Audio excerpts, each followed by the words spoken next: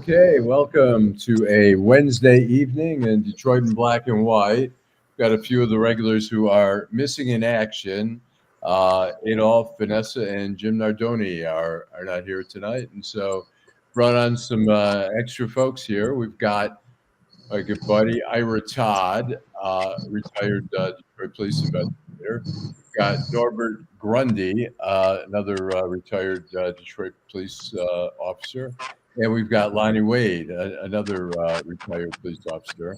And tonight we're gonna be talking about a few different subjects. First, I want to real quickly talk about Mary Sheffield's getting tickets and free tickets to concerts. And the other thing, we're going to talk about Jimmy Kimmel, but then we're also going to talk about policing and different tactics and what's going on in the crime world and what are some of the solutions here. So welcome, guys. Welcome, everybody, tonight. Welcome, Norbert. Welcome, Lonnie. Thank you, sir. Yep, welcome. So tonight, we've got a little bit of background noise. I'm not sure where it's coming from, but let me see here. Anyways, I want to talk about, first of all, and you can all jump in here, Mary Sheffield. ML Elric reported in the Detroit Free Press that she received from Comerica, the bank, 2 floor tickets and 4 suite tickets to the Jeezy concert over at the Fox Theater. And, the value of that is probably, I'm guessing, $2,000-$3,000. And so I think the city regulations say that you're supposed to report that type of stuff. She says that corporate counsel said that she's done nothing wrong. My feeling is, even if there should be some ethics there that you report gifts. I mean, look, somebody takes you out for a sandwich or whatever, big deal. But when people start giving you things of true value, and it doesn't matter if they have something pending before you, Comerica, they're a bank, they're a business. They have, it always helps to have politicians giving them a little something. I think the government should be as transparent as possible, and it looks a little sleazy to me. Ira, you got any? I feel like it's a little bit business as usual. I think politicians been doing it forever. You got Trump getting this big old plane from the Saudis. I think it's business as usual. I think it's it may not look good, but I think it's something's been going on for quite some time. And Norbert, you have any opinions on that? Well, no, I agree with Ira. I mean, it's business as usual. I don't know if that's it's acceptable in our world because that's what we're used to. It's really something that could be going on, should be happening. Okay, Norbert, we're having a little hard time hearing you. Is there a way you can talk closer to the? Let me try. Can you hear me now? A little better. That's better. Yeah, a little better. Go ahead. It's more business as usual. I'm not sure if it's something. I mean, we accept it because that's what we know. And that's what we've known. We've seen it over the years, politician after politician. Back when Coleman Young used to make his executives buy tickets to his fundraiser. I mean, so is that ethical? I don't know. I mean, it's a question that I think is out there. Right. Lonnie, you have any thoughts on that? Yeah, I just think it's like they said, it's kind of business as usual, but it is an ethics problem. I mean, when we talk about I think she probably should have reported it or said something, but hey, it goes on. Yeah, well, that kind of bothers me. I think that, and then we're going to get into crime and the same thing, where it seems like a lot of times people say, well, there's gunfire on a block all the time, but hey, yeah, that's the city. That's the way it goes. I think we have tolerance for some of the bullshit in our lives, and I think it's really, I think it's important. I know we say it's business as usual, but what is that? Should we have business as usual? I mean, it bothers me. There's nepotism on city council. There's there's these kinds of things where it's like, I want to know what my politicians, who's in their pocket, who has them in their pocket when they're Right. voting. I want to know, like, why did they vote for Comerica to do this or that? Aha, Comerica's been given those great tickets. I mean, two floor tickets, I can't imagine. It's got to be at least $1,000 each. I'm guessing, and maybe minimum 500 each. And then suite tickets, I mean, that's another each. We're talking about 6 tickets, so we're really talking maybe $3,000-4,000 in value of something. I'm gonna, if somebody keeps giving me stuff and then they come and say, "Hey, we need your vote," you're gonna have a hard time saying no. Screw you. And they'll say, "Hey, you want to see Jeezy again with all your buddies?" So. But anyway, so I just wanted to get that out of the way. The other thing we're talking, I just wanted, Ira and I were talking about this a little bit, was about Jimmy Kimmel and what's happened and being in the media, editor of Deadline Detroit and working for the Washington Post previously and the Detroit News, I'm really, the First Amendment is really dear to my heart, and the idea that the FCC can tell the White House, "Hey, you better do," the FCC will tell ABC, "You better do something about this Kimmel guy. He's getting under the skin," and so somebody's making noise here. Let's see if we can mute that.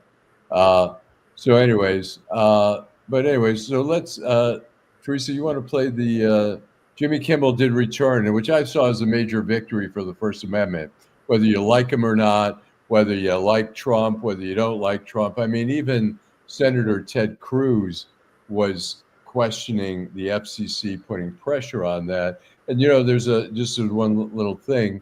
In 1939, there's been an article circulating in which I checked was the real deal.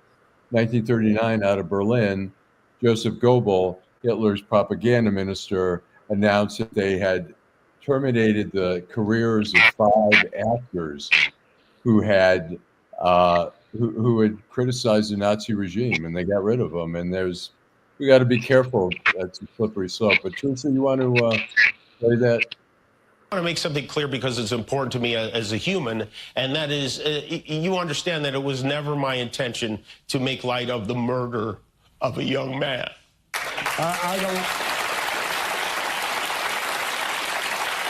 I don't think there's anything funny about it, nor was it my intention to blame any specific group for the actions of what it was obviously a deeply disturbed individual.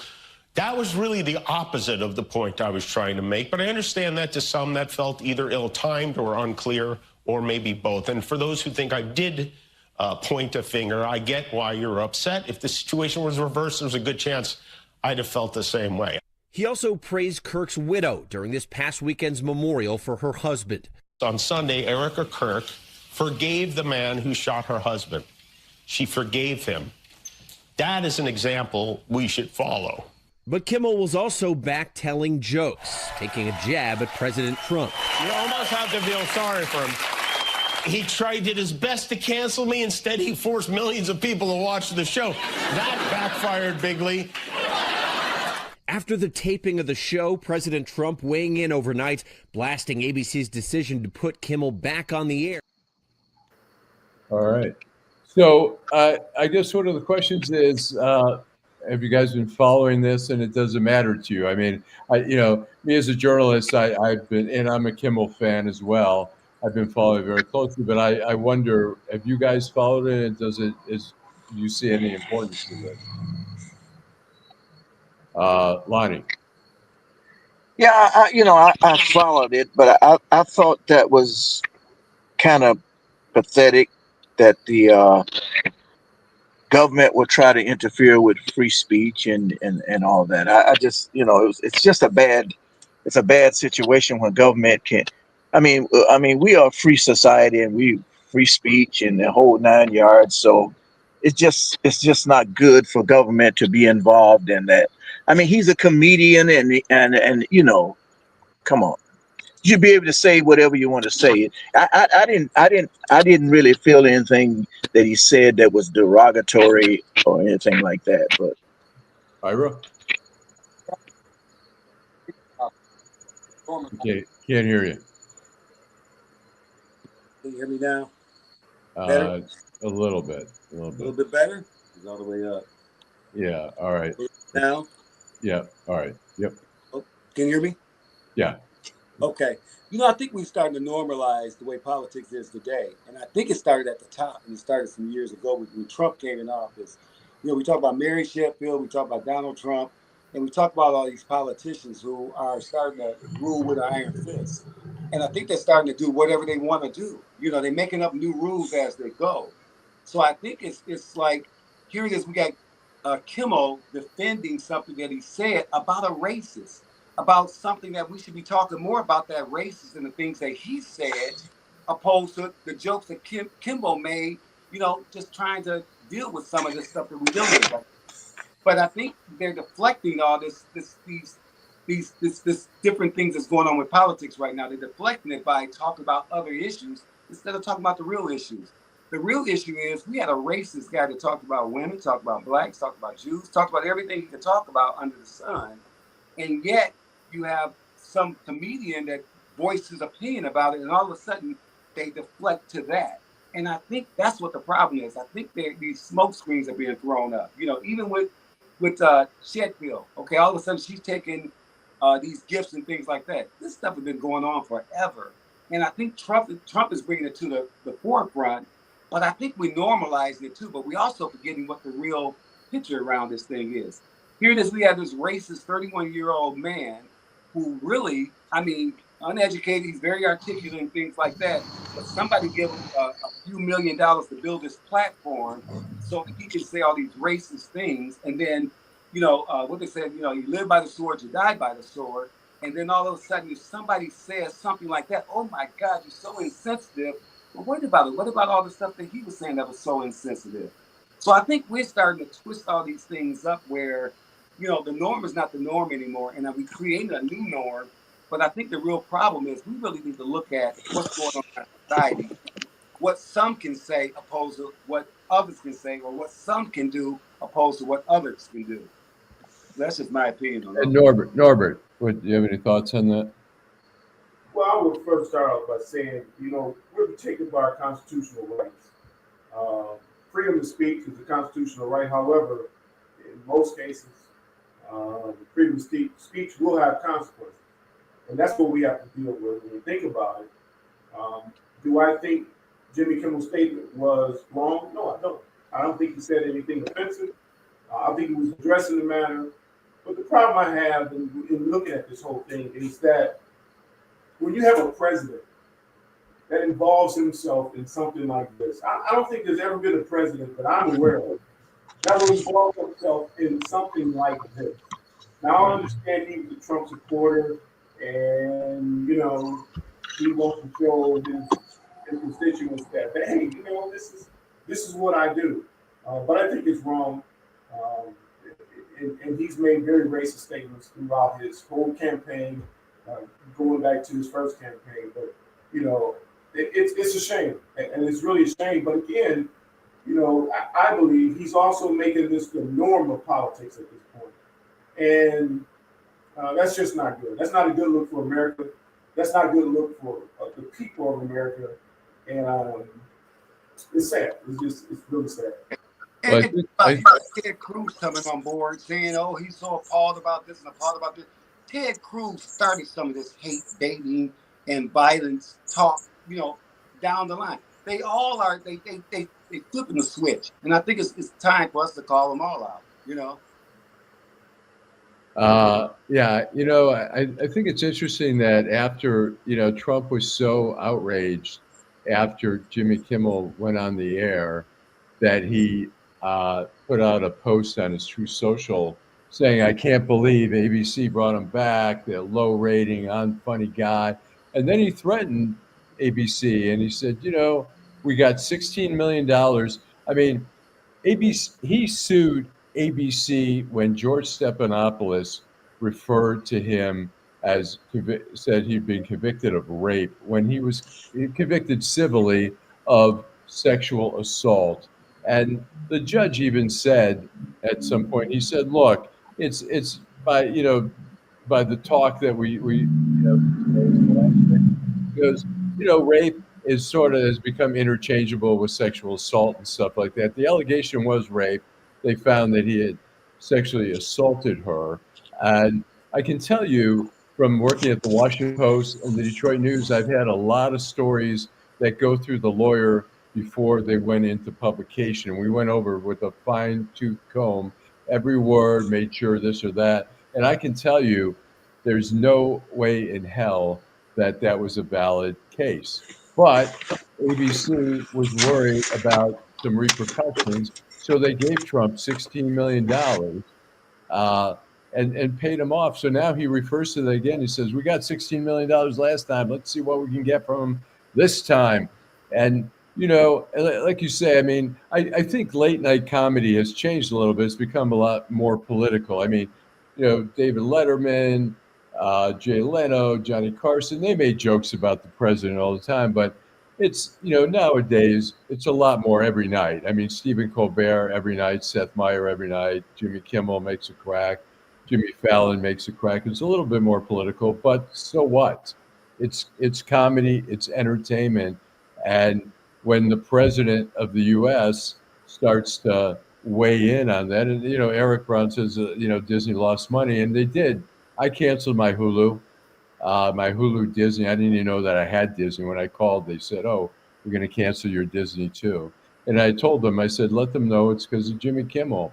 And I think a lot of people did that, and it made an impact. And look, no matter what, like I say, when Ted Cruz is out there, of all guys, I mean, he's a pretty conservative guy. When he's criticizing the FCC and essentially Trump for going after them for free speech, it's dangerous. And sort of the irony is that the guy who was assassinated, he was assassinated for free speech, and people are saying how valuable, how holy that is. That what Charlie Kirk said, he had the right to say, and I agree. He has the right to say it. He had the right to get killed, but Kimmel also has the right, particularly as a comedian. I mean, he's making jokes. Our comedians are more satirists now on the late night shows. So I think it's kind of crazy. Have some sort of rules and regulations. We got to go back to some basics because you can't yell, fire in a crowded theater. So, Right. We have to go back to some of the basics and thinking about, look, what we need to do, or maybe redefine the law or something like that. But I just, if you really look at everything, it's being twisted around with these politicians and everything else. And the real deal is these guys are manipulating the media. They're manipulating people's minds. They say what they say in one breath and they change in another breath. It's Right. like you can't find any truth out here anymore. And then with the $16 million lawsuit, a lot of these companies think it's cheaper just to go ahead and settle instead of let this thing draw out, and it could be $25 million by the time, plus whatever legal offense fees or whatever it might cost them. So Right. a lot of times people bail out because it was a nuisance suit or whatever. And Trump is notorious for just suing everybody and just tying up the system. And guess who's paying for all of this? The taxpayers. We paying for all these lawyers. We paying for all these settlements. And especially the political lawsuits that he's going through and everything, we're paying for all that stuff. All Right. these lawyers are getting rich. Think about all the FBI agents that he fired, unjustly, without any type of reason or what have you, that's coming back with lawsuits. Think about, who's paying for that? We're going to pay for their defense. We're going to pay for all of this stuff. Right. So let me let's get into. We've got three experts in law enforcement here, guys who have had a lot of experience. I want to go around before when we talk about policing today as opposed to policing in the past. We talk about crime. We talk about community relations with the police department. And I know there's always a lot going on through Black Lives Matters, defund the police. We've had the Trump talk about law and order, and then we had January 6th, where a lot of people attacked police officers at the Capitol, and then they were later pardoned or their sentences were commuted or whatever. So I want to go around the horn real quick and just really briefly tell our viewers a little bit about your background. Let's start with Ira. Tell your background at DPD, what was going on. Well, you had about 35 years with DPD. Prior to that, I was with Michigan State Police. And I worked units like, I met Lonnie and G-Man at, at Gang Squad. I worked the Violent Crime Task Force for multiple years and, Federal Task Force for the majority of my career. Okay. Lonnie, you want to tell us a little bit about your in a thumbnail sketch, what your career was about at DPD? Yeah, I started, like I said, I came on in the 70s, so during the Coleman and Young administration. And so I've worked several precincts and bureaus and like Gang Squad, TSS. Okay. And so, I've been around the whole city probably. Ah, okay. And Norbert, do they call you G-Man or do you go by Norbert? To my colleague, G-Man. definitely G-Man.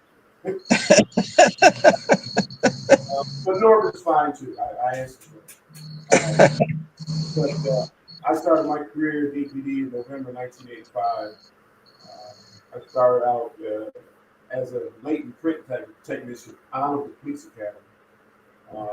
Was really bored with that and didn't come on the job for that, but I had an uncle per se in the furniture business at that time, so that's where I landed.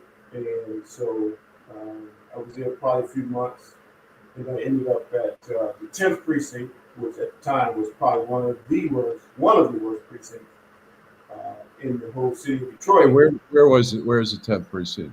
The 10th precinct is in Livernois and Elmhurst. Okay. Detroit, the west side of the city.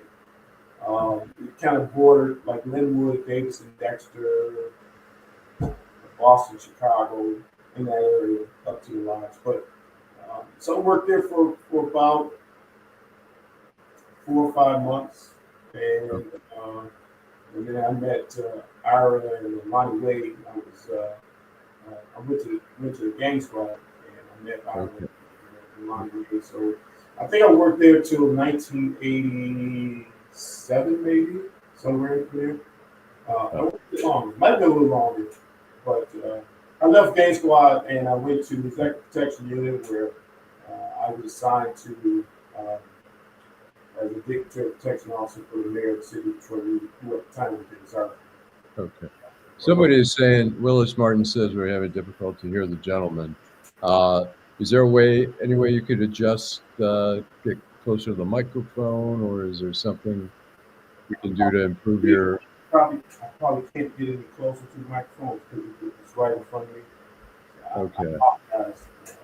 All right. Okay. Well, I guess we'll try the best. So, you guys all have a lot of experience, and I'm sure you've got a million stories, and I'm sure there's a few books in there that could be written about all your experience. Now, I want to talk about some of the police relationships in the community. And Lonnie, you agreed to talk about this, which I give you credit for. You had an incident. We're going to play a little video of this. And here, this is Lonnie. I think it was about 7 years ago. Is that correct? Yeah. Okay, hold on. We got to unmute you there. All right, go. Was that about 7 years ago that you had that incident? Yeah, in 2017. Okay, cool. So, all right. So I'm going to play this little video. This happened in October of last year, clearly recorded by shoppers at the store, as you may recall. Jason Colthorpe here now with the news that he's not going to jail. Yeah, and a lot of people surprised by this, considering Exhibit A was what you just saw, and that's what has a lot of people outraged today. The Detroit police officer swinging this nightstick here will not do any jail time for it. After pleading no contest in February, Lonnie Wade was sentenced today to 3 years probation. He had been charged with assault with intent to do great bodily harm and felonious assault, and facing a total of 14 years in prison. The 65-year-old DPD officer was working his second job as security at the Meijer on 8 Mile October 10th when he asked David Bivens to see his receipt. After his girlfriend produced it, prosecutors say he tried to arrest Bivens for disorderly conduct, but there was no evidence. All right. So Lonnie, that was obviously probably, I assume, a kind of a traumatic experience in your career. You were working an extra job over at Myers, over at 8 and Woodward, correct? Yes, that's correct, sir. And that all happened. I guess one of the questions is, was it reported? Obviously, was it reported properly in the media? Was it accurately reported? And what were you thinking when all that was going on? When first of all the incident happened, and No, it really wasn't accurately reported in the media because actually the guy was shoplifting. He was. So, but that never came out. You know, and the the reason he was arrested wasn't really, shoplifting was part of it, but he there was a lot of things said prior to that. He was using profanity. I mean, people were going in and out of Myers, and you know what I'm saying, and they were wondering what was going on, and he had been told repeatedly, just to calm down, don't use profanity, and he continued. So, well, let me ask you: could you have dealt with that in a different way, or do you feel like you dealt with it appropriately? well, I felt at the time I dealt with it appropriately because normally he wouldn't have got locked. Normally we don't even lock them up for shoplifting. Mm-hmm. What they usually do, they confiscate the items, Mm-hmm. and they usually maybe give them a ticket or cite them into court or something like that, or maybe just tell them they can't come in the store no more. And did you find something on him that well, the problem was the clothes that he had in the basket. He did not go through the cashier. They were not bagged. None of them was in bags. He did not go through the cashier because I watched him.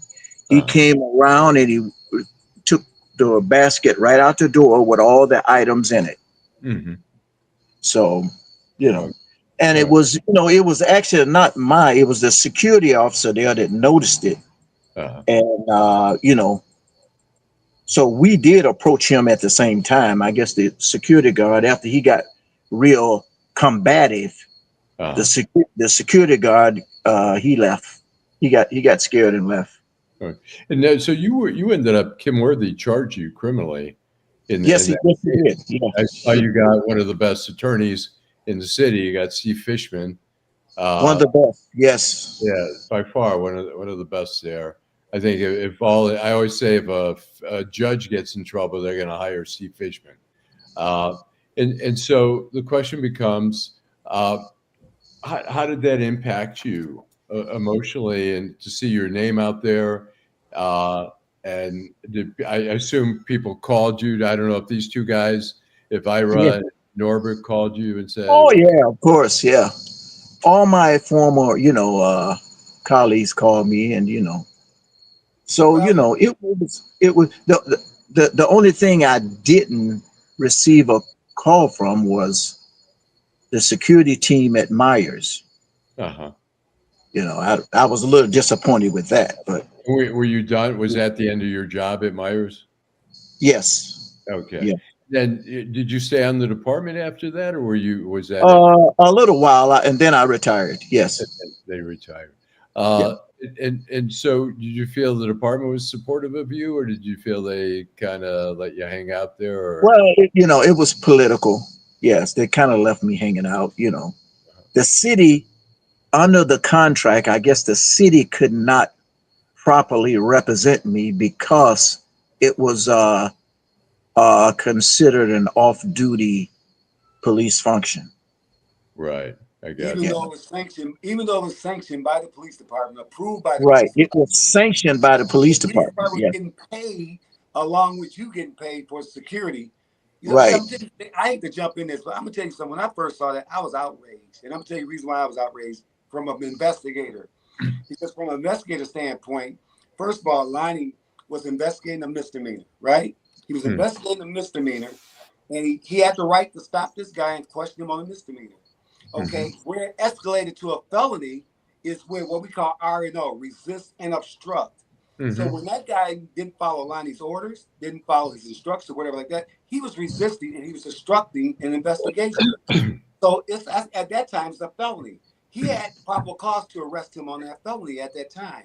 Now, if he resists on that felony, you have the right to effect the arrest, whatever takes necessary to effect that arrest. Right. So I think it got blown out of proportion because of all the things that was going on in the media at that time and everything else. Right. But he had the right to approach him, to investigate him, and to detain him while he investigated him for that misdemeanor. Now, when he started saying, I'm not going to do what you tell me to do, police officers have the right to give you an order, and you have to obey that order. Now, it's not the time to do that out in the streets. You do that in the courtroom later on. If they do something wrong, go fight it in court. But when people don't understand, when you out there making split-second decisions and things like that, it escalated quick. Lonnie was fighting for his life at that time. This young boy was dragging this older man. I don't mean to offend you, Lonnie, but this older man that's working secondary. Well, he shouldn't be working secondary. He should be making enough money where he don't have to work secondary. But working secondary in some store, and then all of a sudden you subject yourself to that kind of criminal charge or whatever. I think it's ridiculous, and let's break. Don't back you up with it either. Let's break the commercial. I'm going to ask Norbert. I'm also going to ask you guys about the secondary jobs that some of you guys took over time, and how that played in with the department. I know I go to Myers all the time. On Jefferson, there's usually an officer either in the lobby there or in a car in the parking lot. But anyways, let's break for a commercial, and we'll be right back. Talk more about this. Hi, I'm Eric Sabri, your Wayne County Treasurer. Are you living in the home of a deceased family member and you're facing property tax foreclosure, or maybe you know someone who's in the same situation? The probate process may be helpful to you. If you file a probate petition and notify our office, the foreclosure proceedings will be halted during the probate process. We have several nonprofit partners who have free attorneys who can assist you. Contact our office, 313-224-5990, or email us at taxinfo@waynecounty.com. Don't lose your family property. Some of these properties have been in the family for 4 or 5 generations. Contact us now. We're here to help.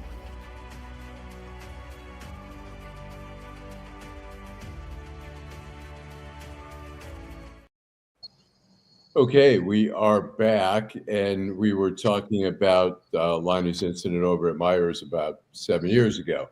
So I'm going to ask Norbert, and Norbert, I may ask you to just speak up a little louder since we're having a little microphone issue there. But did you have, what were you thinking at the time? You know Lonnie a long time, saw the videos. I'm sure people were talking about it. What was your read on it? So hopefully this sounds better. Does this sound better? Yeah. Okay. So when I first saw it, I was out of town on a business trip, and I was getting these phone calls from other folks, and they were saying that the incident that occurred. And when I saw the video for the first time, I was saddened and I was upset that this occurred. And then when I found out that the department was not supporting him, even though this was a sanctioned event, and the union could not support him, I was upset. I was visibly upset, and I think I reached out to Lonnie and we talked for a little bit. But I think it was terrible because a lot of times it's the politics of the job that plays with people's lives. This man was obviously working secondary because he needed the money for whatever reason, doesn't even matter. But he had absolutely no support. So, all right, we are going to move on here. I'm going to ask you guys, we've had, crime has been a focus of the Trump administration, and we're talking about the use of the National Guard. And I've always been, I'm not an advocate of the use of the National Guard, but I've always felt that crime in major cities, there's been too high level of tolerance for it. I covered in D.C., Detroit. I know in D.C. people would say, oh, every day there's gunfire on our block. That's the way it is. The question is, let's start with the National Guard issue, where Trump has deployed the National Guard in Washington, and there's a lot of controversy, and there's questions how effective that is. Do you think the National Guard would be any help here in Detroit, or is there a better way to deal? I mean, and one last thing I'll say is that a lot of times you'll hear the politicians say, we don't need any, we're doing fine, crime is down 30%. But to me, still having whatever, well over 100 homicides, you're having still stick-ups, you're having carjackings and stuff like that. It's like, I don't think that's the answer. The answer, I think but I'll ask you guys, as you guys are the experts here. Let's start, Ira, with the National Guard. We'll go around the horn here. Had it been any other president or in any other circumstance than, Trump just flexing his muscles, I wouldn't have questioned it at all, because I used to work, federal task force, and I've learned a long time ago there's a lot of things going on in major cities that you don't know about. It could be terrorist cells out there. It could be a lot of things. And a lot of times we wouldn't tell you everything that's going on. You don't want people to panic. So sometimes deployment of, like task force, special agents out there. Like I said, we got federal officers out there. You have federal officers out there all the time. You just don't know it, because they're on task forces and things like that. It's multi-jurisdictional task forces in every city. So I think sometimes we question too much what law enforcement is doing, but I think we have the right to do that as well.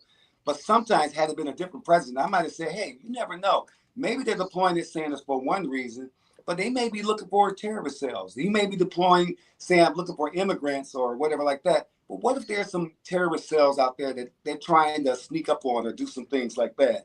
So I think a lot of times, I just think it's what's going on in the atmosphere right now.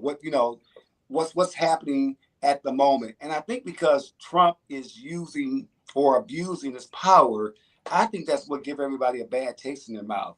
Had it been some other president, say Barack Obama, said, look here, we're going to deploy some National Guards out there because we're going to get a hold of our cities. And if he'd approach it a different way, we might not hear so much backlash. But everybody know the reason why he's doing it. And he's targeting Black cities, so we know what it's all about. And I think that's where the anger comes from. And Norbert, what do you think about the National Guard being deployed in major cities? Well, I echo Ira's thoughts 100%.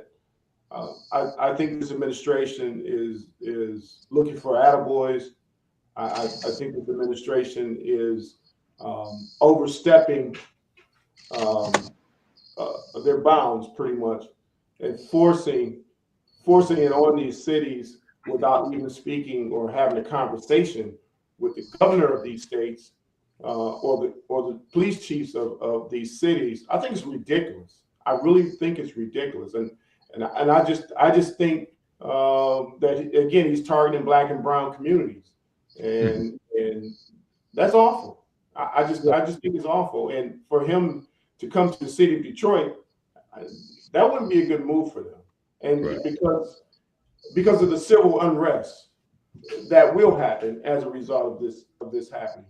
So let me ask you this: what is some people say, well, maybe we need more federal agents and task forces so we can have more resources and wiretap access and all that.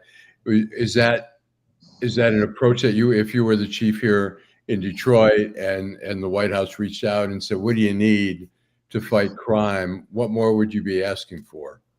I would be asking for resources. What resources do we have available that we don't have right now? And again, what comes to mind? What resources come to mind when you think you have any? I'm sorry. Technology.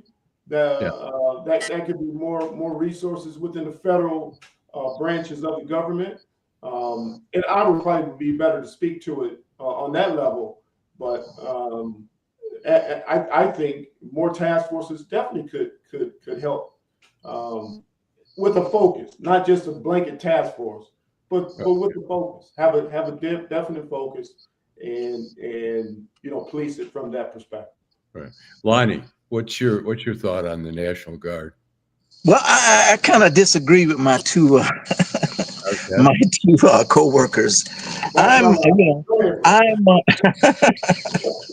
I'm supportive of National Guard. So, I mean, you look at Washington, Chicago, New York. I mean, why wouldn't you? It's obviously a city like Chicago cannot handle the crime that they have there. Because if they could have, they would have done it already, or they should have done it already. So any extra law enforcement, any extra help should be welcome. I see it that way. But let me jump in on there because go ahead, Eric. I want to me and Lonnie fight about this stuff all the time, But because look here, back in the 80s, that's exactly what they did with us. They already had gang squad around. We would call it the special crime section. So when stuff got crazy, when the crack epidemic was out there, we created crackdown wraparound. Remember that? Gang squad. And what they do, you deploy people in certain areas. You can't say this whole city is out of control because it's only certain areas. Certain precincts may have more crimes than other precincts. So you create special task force or special units and that address that problem. If you got a gang problem, you create a bigger gang unit and you attach it to the area where the problem is. But you just don't say, hey, the whole city is going crazy. And it's not like that because you can go over to Rosedale Park. You have maybe zero crime. Sherwood Forest, zero crime. But maybe go over in 210's area or the 10 Priest area or number 9 and it's going crazy. Back in the day, they would create, you remember the time in number 9, we had a Delta area where police uniform cops wouldn't go in there. Guess what they did? They deployed gang squad over. They said, go over there and take that area back. Take the gloves off and take that area back. Now, I know a lot of people may not want to hear this, but sometimes I remember the days where people respect the police and a little bit of fear is sometimes good because I'm trying to tell you, at some point, you just can't let criminals take over the city. So if somebody really want to address that problem, let's look at the problem where the problem is. You can't just blanket and say, hey, it's certain areas. So you can deploy special officers, special trained officers, to do those kind of things. There's wiretaps that you use. When I worked the Federal Task Force, let me tell you something. Before we actually deployed into our area, we had intelligence on that area. We knew who all the bad guys were. We knew who was dealing the drugs, who was dealing the guns. We knew everything before we went into that area, and we addressed the people in that area. It's the same with home invasions. If you have a number of home invasions in the area, you find out it's 4 or 5 people doing all the home invasions in the area. Once you take out that little group, the crime goes down in the area. So it's like, I think it's crazy to say, well, look, Detroit is, Chicago is going wild. It's not all of Chicago. It's certain areas of Chicago that's not going wild. So when Trump does that, it's all racially motivated, and we know it's racially motivated. Let me, Norbert, I'm going to ask you a question. Ira sort of touched on that a little bit. Do you feel like it's little groups of people who are committing a lot of the crimes, or is it a lot of people committing a lot of the crimes? Is it, if you target one small group that's sort of the career stick-up guys or carjackers, do you feel, what's your read on that in crime? Well, I think it's a little bit of both, because as we know, they're copycats. Someone does a crime and then someone says, "Oh, I'm going to do it as well. I'm going to be a copycat." So I think it's a little bit of both. But there's certainly groups within the city in certain areas, only certain areas of the city, as I spoke to earlier. You won't see that in Sherwood Forest. You won't see that in University. You won't see that in Indian Village. I mean, there may be some elements of crime, mostly property crime, most likely. But for the most part, you won't really see that. But again, I think it's both, and I think there should be a focused attempt to try to narrow down what crimes are really being committed. And I'm assuming they're doing this. I'm not sure.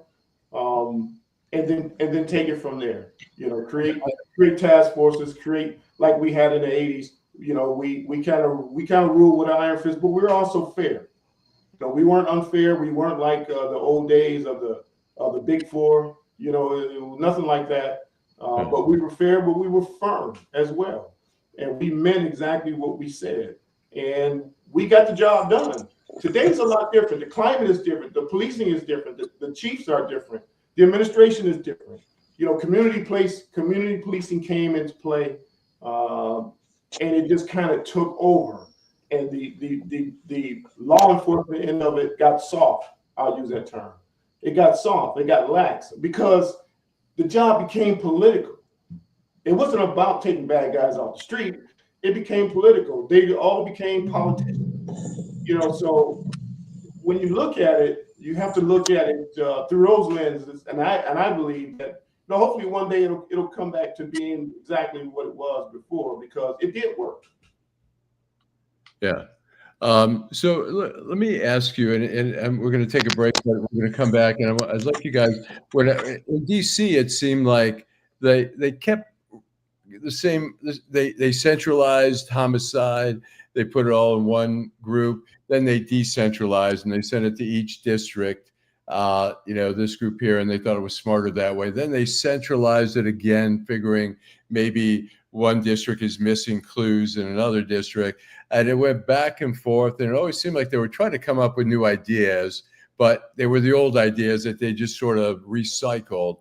I want you guys to address it, but let's take a real quick commercial break, Teresa, and then we'll be right back. Nearly 30,000 vacant lots all over the city of Detroit are for sale right now.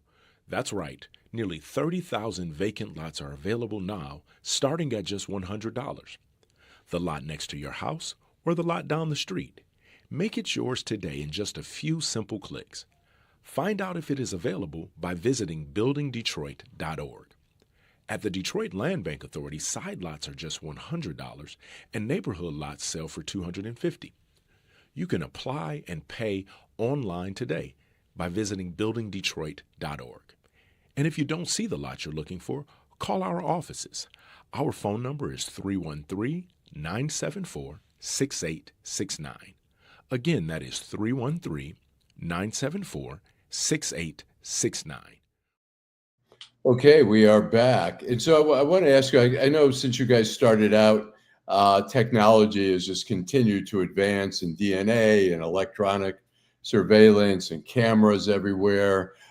Social media is another tool that you guys have used. Are we seeing new ideas, or are we still just seeing the same old ideas recycled again? Anybody want to grab that one? I think we're seeing new ideals, and the way that we're policing is differently now. Because before, say for instance, before cell phone technology came out, you know, now we can track anybody by their cell phones. You know, you can do what they call a tower dump. Say for instance, like the shooting with the the Kirk guy, Charles Kirk. You know, in that instance, they could have done a tower dump, and you can actually find in that little square area and say, hey, how many phones were there? How many people were there? You can identify everybody that was in that particular area just from a cell phone dump. And that started the investigation rolling too, if you have nothing else. You got cameras. People don't realize you can pull cameras from the neighbors' cameras, like, you know, the ring camera. Ring bells.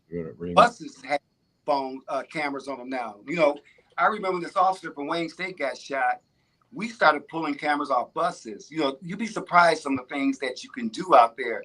Doing tower dumps, you know, geo-fencing was a big thing too, where you could take a certain area and you do a geo-fence line and you do a tower dump, and all of a sudden we got 30 or 40 people in this area. We know they are prime suspects because it had to come from somebody in this area, you know, at the time. So you do the process of elimination, and until you can eliminate that person, then you start to investigate that person further.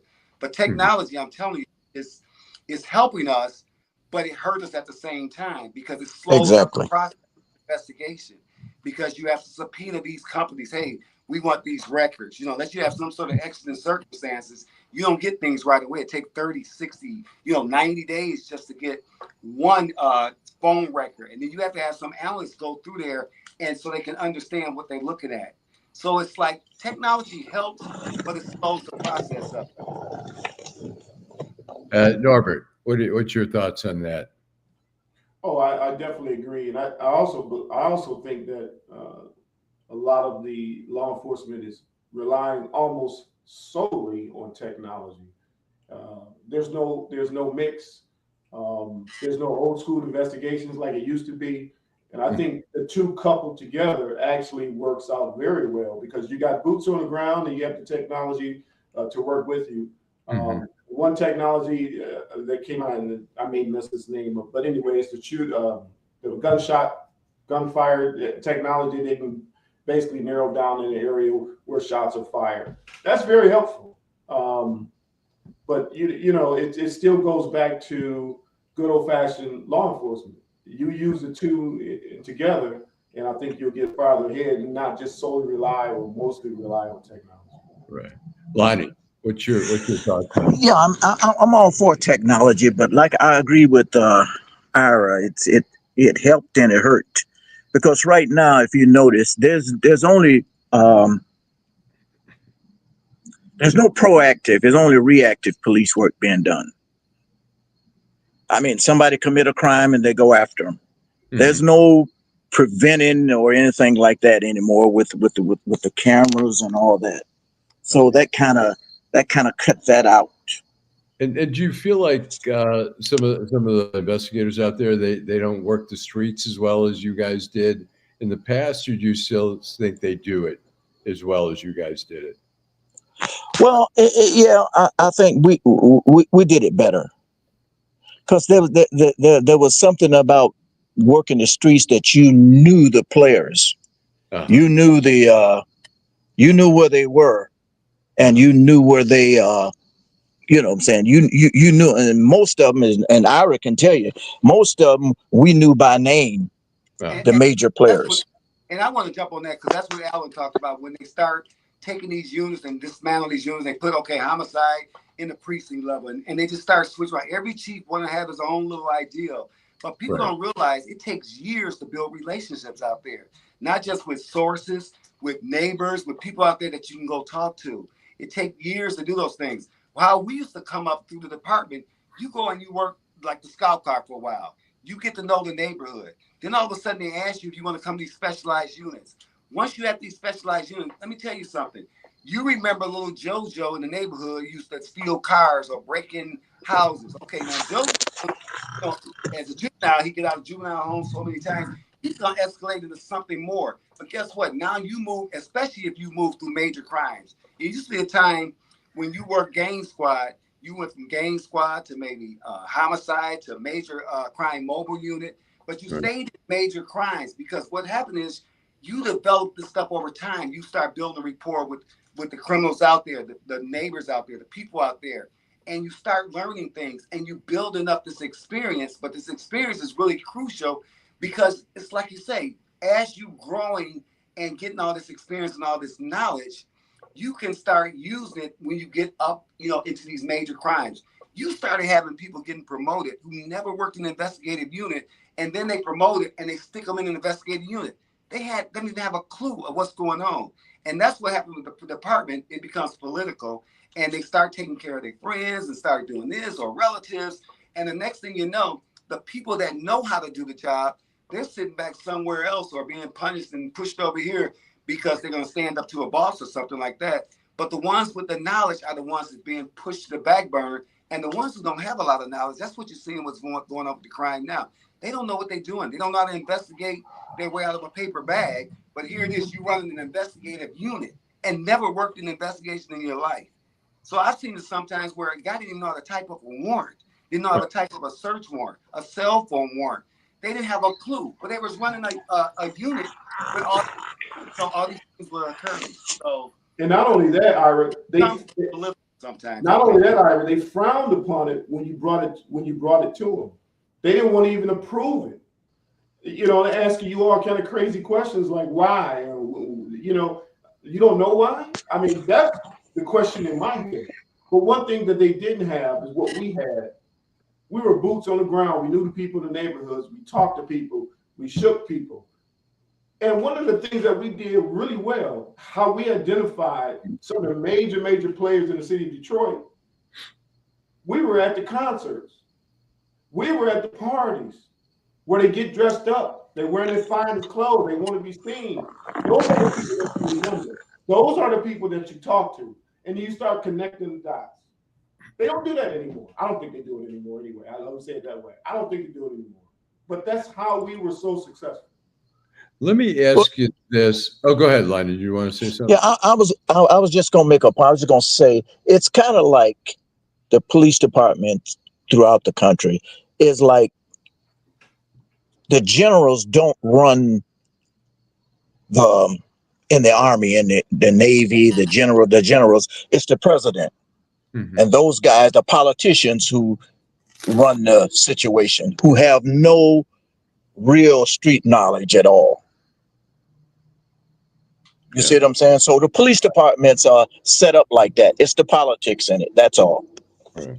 Let me ask you. I'm going to ask you guys a question, but I'm curious. Before there's a specific case that I want to ask you about, and then I'm going to ask you. It's election year for the mayor's race, and we're not hearing really a lot of ideas and stuff like that. So I'm going to ask you guys what you might say if you were advising some of the mayoral candidates. But first of all, I don't know if any. I know Ira did.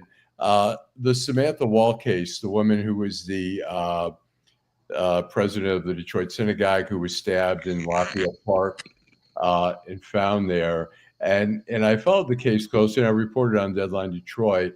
And I'm wondering, they played some of the interrogation of these guys, and it seemed like there were some holes in the case that gave the defense an opportunity to raise doubts in people's minds. Did you guys follow it? And I'm curious what your thoughts were on that case. Ira, you want to? Yeah. Well, I followed it closely, and I even talked to some of the investigators at the time, and I watched some of the interrogation. I think that case was really lost at the interrogation stage. And I'm not making fun or talking down about whoever's conducting that interrogation. Sometimes you have your good days, you have your bad days. But on high-profile cases like that, you have to kind of approach those very gently, and you have to take your time. And what I find sometimes, where some people go in there and think that somebody's going to confess to you within 2 hours, sometimes it takes 3 or 4 hours to build a rapport with that person, get that person trusted. But a lot of times, if you get these slick criminals out here, they know the system. They've been in and out of the system. Half the time, it's just a chore to get them not to lawyer up so that you can talk to them. So, that comes with experience. That comes with even understanding that these people are human, and there's a human factor to all of this. And if you stop talking to people, communicating with people, treating people decently and things like that, you're not going to get anywhere with them. And you could just tell with that particular case, I really think that it was lost in the interrogation room, because I think at that point, if they would have really took their time and really took their time and talked to this guy, they could have investigated the girlfriend who I know that she had washed some of the bloody clothes or something like that. There are different things, but it's not before you approach the criminal. I know you want to hurry up and get that criminal off the streets and everything else. You got to build a case, and building the case is developing witnesses. You got to find these witnesses out here that really saw some things, that really going to tell you some truthful things. If you get some person coming here and say, well, all I saw this, you got to be able to discern if this person lying or if something's not right about that statement. So you have to spend time to dig a little deeper in things like that. I just think that sometimes when these high profile cases go on, it's like all of a sudden you get something from the mayor's office. We used to call them APEs back in the day, acute political emergencies. Anything came from the mayor's office. But what would happen sometimes, brass would start telling you what to do. And they don't, like I said, they don't have a clue about investigations. And investigations you have to have patience. You have to take them step by step. But you have to find these witnesses first so you can develop the evidence and understand what you have before you even go in that interrogation room with the suspect. because if he find out that you don't know certain things, they'll shut down on you sometimes. And I think that's what happened. I think they were, and I talked to some of the investigators on that case, and they said the biggest problem was the brass wouldn't let them do what they were expert in doing. They started telling them how to do the job. And that's not what you can do in an investigation. You have to let whoever that officer in charge of that case run that case. And you have to trust them to run that case. And for a high profile case, you put your best of the best on that case. I think very successful in getting these confessions from guys. A lot of guys, oh, what's this magic? What's this stuff you pulling out your butt and whatever like that? It wasn't. It was all about communicating with people.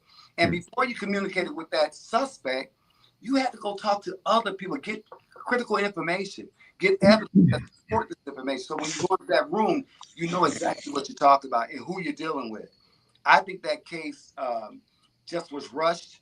And from what I hear, there was a lot of bosses that caused, and I knew the task force that was working on it. These guys were skilled guys. That's what they were doing. They did tower dumps. They did camera dumps. They actually found this guy. They were able to find him, and they eliminated everybody they could until they could not eliminate him. And that's when he becomes a suspect. You know, people don't understand that. Our job is not to say, oh, you're a suspect and we're going to prove that you're the person that did it. No, you try to eliminate that until you cannot eliminate that person. And once you can eliminate him, wait a minute, he's a suspect. There's too much evidence supporting that this person might be that guy. Okay. So I just think it was like the brass it was a high profile case. The brass was trying to get it done quick. And then you got these guys who don't know what they're doing, start telling guys who do know what they're doing and ordering them to do certain things they don't want to do. And you screw up the whole case. Right. Do you guys have any, before we get to the last question, we're going a little over time, but we're going to go over time if that's okay, Teresa. We're going to go a little bit over time here, but Norbert or Lonnie, do you have any opinion on that particular case? Or? Well, I just thought it was poor investigative work.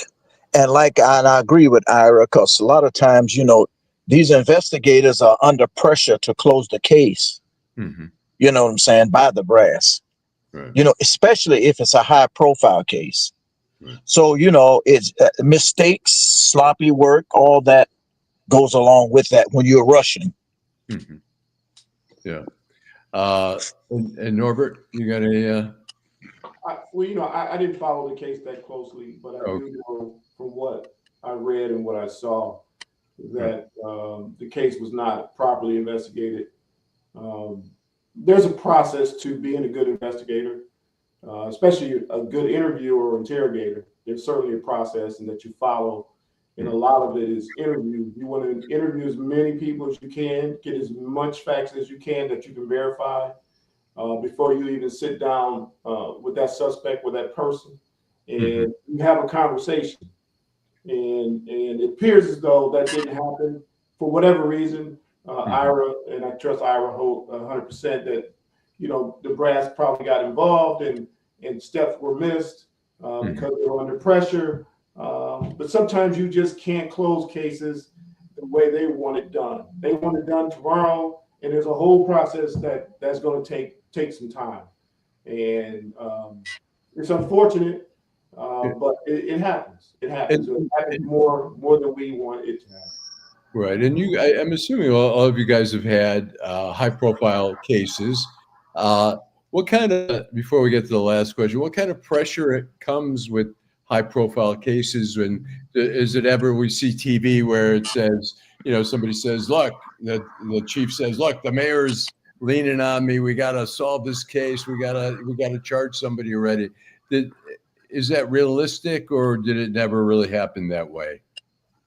I think it happened a little that way, but people don't realize, you know, in most cases that high profile, the task force that get assigned that case, those are real qualified people. You have like FBI, DEA, ATF, Detroit Police, State Police. You have a multitude of law enforcement agencies that come together, and they have the best of the best in there. And it's not really that hard, but it's like when people get pressure. If you got the real guys there, the pressure is what you like. You enjoy that pressure because you can handle that pressure. You know, we used to go out there and we could solve cases in 48 hours. They say, hey, go get it done. You know, a cop gets shot, we want somebody before that cop get buried, if that cop get killed, before that cop get put in the ground, we better have somebody in custody. And you better make sure you have a good, solid case, not some BS. You know, in that particular case, remember there was another guy that came in and he confessed, and I didn't think they eliminated that guy properly. And if they did, they didn't articulate it in court. So they created their own reasonable doubt. And the defense attorneys, these defense attorneys are really good. If that would have been a Fishman, he'd have tore him up way before the other defense attorney would have done that. But defense attorneys look for those reasonable doubt things that go on in these cases. And they created their own reasonable doubt by not properly eliminating him or articulating why they're eliminating him. And yes, it might be all drawn out. You got to go all through the investigation, say, we know this guy didn't do it. Even though he said he confessed and did it, we know he didn't do it because X, Y, Z. Couldn't have did it because of this evidence, this evidence, this evidence. So we eliminated him. Let's move on for that. This guy here, we could not eliminate. And what happened now, it was too much reasonable doubt there. And I mean, I watched that case and I'm telling you, I couldn't have convicted that guy either, even though I felt like he was the guy. But there was too much reasonable doubt there that was created. And I think it was created within the department. Okay. Interesting. Okay. So the last question I'm going to ask you guys, like I said, it's election year. I feel like we're not hearing really any really new ideas from the candidates about crime. I mean, there are some are addressing like housing and jobs and poverty and stuff like that, which I think we can all agree contributes to crime in some way. But in terms of policing, we're not really hearing much. What's a message to Mary Sheffield and Reverend Kinlock about what the department could still be doing better or needs to do more of to lower the crime rate even more? Norbert, I'll start with you. Well, I tell you from what I know from both camps, they have some seasoned law enforcement on their teams. Oh yeah. But I think again, for me, it's always boots on the ground. You know, you couple that with technology, and there is a community policing component of that. But I would leave that separate, but work in conjunction with your investigators, you know, your boots on the ground folks, and you know, your high profile units like homicide and things of that nature. But I think they have a lot of work ahead of them. I think they're doing a decent job today. I think they're doing a very decent job, but they've got a lot of work, and hopefully they'll continue to grow with the right folks on their team. Okay, Lonnie, what's any words for the candidates? Yes, I would definitely tell them to when they hire a new police chief or whatever they're going to do, whatever, they need to get somebody that knows what they're doing, basically. And, you know, because, you know, there are people who want to invest in Detroit. They want to move in Detroit. And crime is a deterrence for that. So with that being said, that's to me, that's the only thing that's kind of holding Detroit back, the crime. You know, I mean, you know, every weekend there's 2 or 3 people shot or killed. That's just not good. I'll ask you this, Todd Bettison, do you think he's doing a good job, or do you think they need a new chief? Yeah, I think so. I mean, if he could have done anything, he would have done it by now. Yeah. So yeah, I think they need to go with someone else. I know Todd, and he's a real nice guy, but I think they need to go with someone else. Okay, Ira. I think bottom line would be like what happened to me when I was a kid. I always know I wanted to be a cop since I was 9 years old. I think you need to start recruiting at a young age. You start making police officers what they really are. They're the good guys.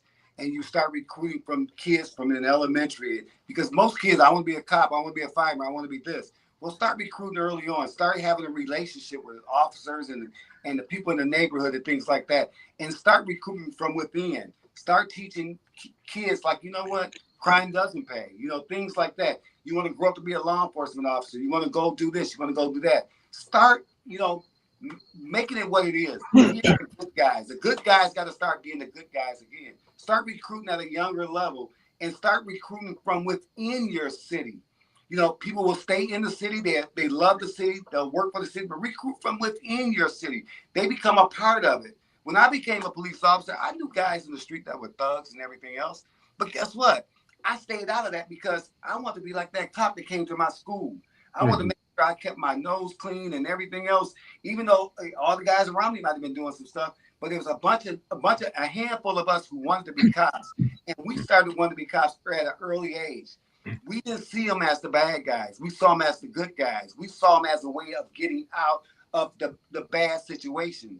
And so I think it's like we got to start talking about law enforcement like what it really is. We are the good guys, and quit demonizing us and blaming us for everything that goes wrong.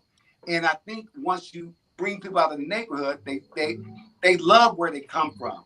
You know, I used to love going over the areas, and people they'd be so proud to see, oh, look at, he's a police officer. I knew when he was a little so-and-so. Hey, I know him personally. It's like James Craig. People used to love James Craig. You know why?